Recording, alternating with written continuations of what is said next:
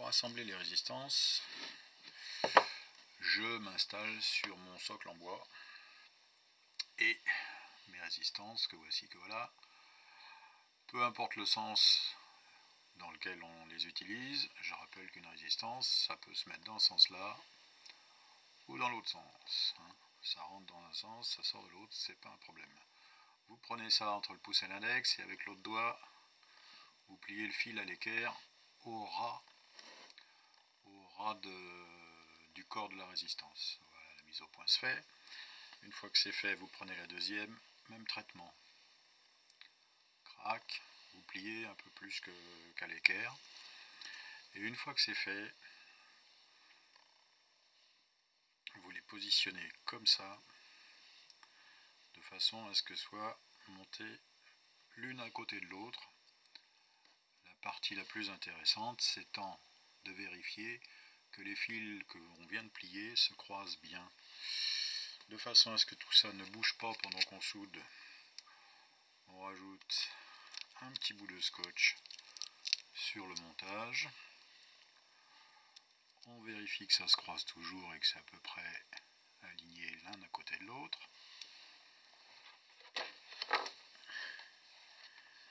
Et on prend notre fer à souder d'une main et notre fil de soudure de l'autre.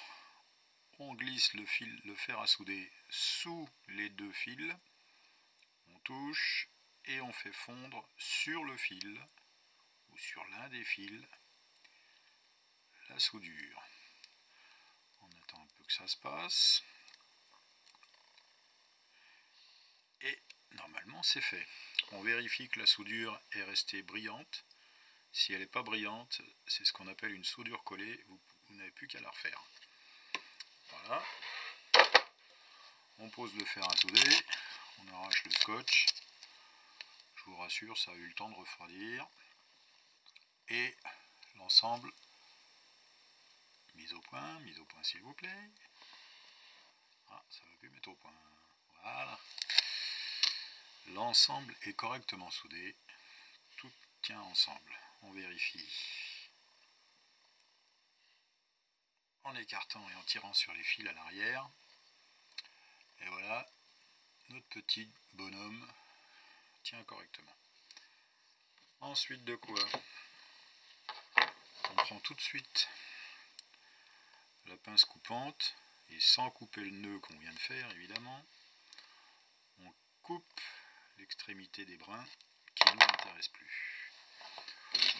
On aura l'occasion à la fin éventuellement de nettoyer les petits bouts qui dépassent pour éviter que le doigt accroche sur le montage. Un petit coup de lime ou éventuellement de nouveau un petit coup de pince pour nettoyer tout ça. Voilà. Alors, ensuite de quoi? Ici, on reprend notre pince coupante et on coupe les extrémités des fils qui restent à 2 à 3 mm du bout de la résistance. Voilà, il nous faut deux sorties, une droite et une qu'on va replier légèrement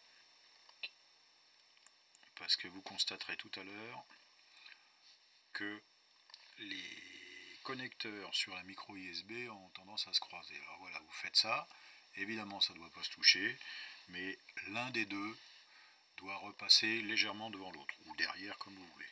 Voilà, ça c'est prêt. Passons à la séquence suivante.